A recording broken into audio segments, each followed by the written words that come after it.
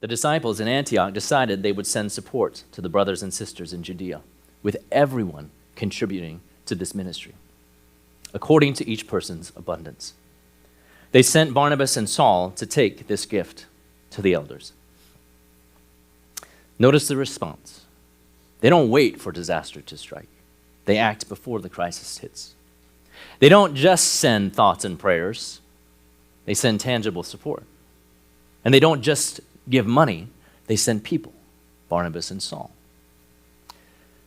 The disciples in Antioch, they saw the need and they met the need. They didn't hesitate. They didn't hem and haw. They didn't ask, whose responsibility is this? They simply asked, what can we do? And then they did it. Because when the Spirit moves and when the Spirit speaks, the body of Christ responds with faith and in action to put courage back in. Church, we are not strangers to crisis. The last 25 years have been some of the most disruptive in history in a short span of time. The last few weeks have not been great either. Climate change, violent conflict, political upheaval all create conditions where vulnerable people suffer first and worst. Our country's leaders are failing to address pressing issues like food insecurity or housing instability, environmental disasters, focusing instead on changing names on maps, adding to the wealth of the richest, and advocating for resegregation under a different name. The weight of the world can be paralyzing. The sheer scale of injustice can make us feel powerless. In times like these, it is tempting to turn inward and say, I don't have the energy. I don't have the bandwidth. I don't have the power to change any of this. But let us take inspiration from the church in Antioch, the example of the church in Antioch. The church in Antioch, it was born in uncertainty. It was planted by refugees fleeing persecution. It was built by people who had lost everything.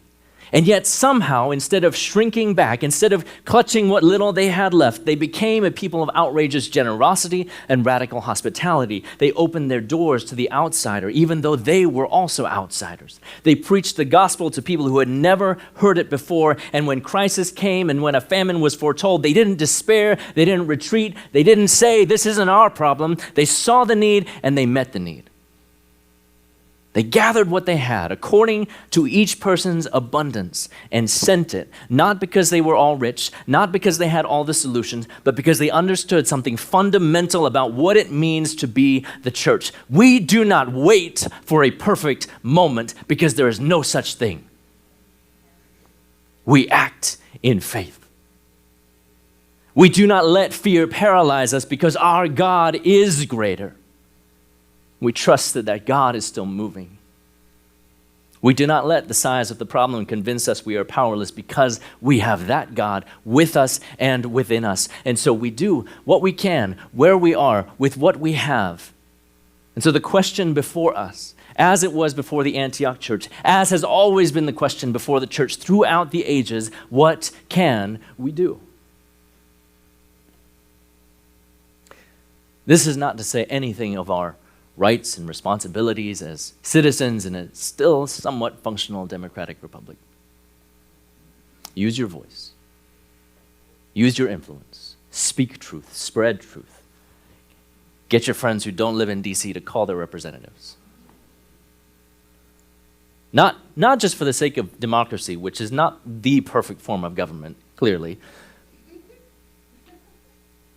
but for the sake of the vulnerable. For the sake of those most impacted by the petty pronouncements of the proud and powerful. For their sake. But we, as the church, are not called to just wait for better policies. Though we might advocate for them, though we might work for them, though we might struggle for them, we are called to act now. As I said at the beginning, we cannot do everything, but we can do something. We cannot fix every problem, but we can help. The Antioch church, they didn't fix the whole world in one moment. But they changed their world by what they did, and they changed the world of those who received their encouragement. Their embodied and tangible encouragement.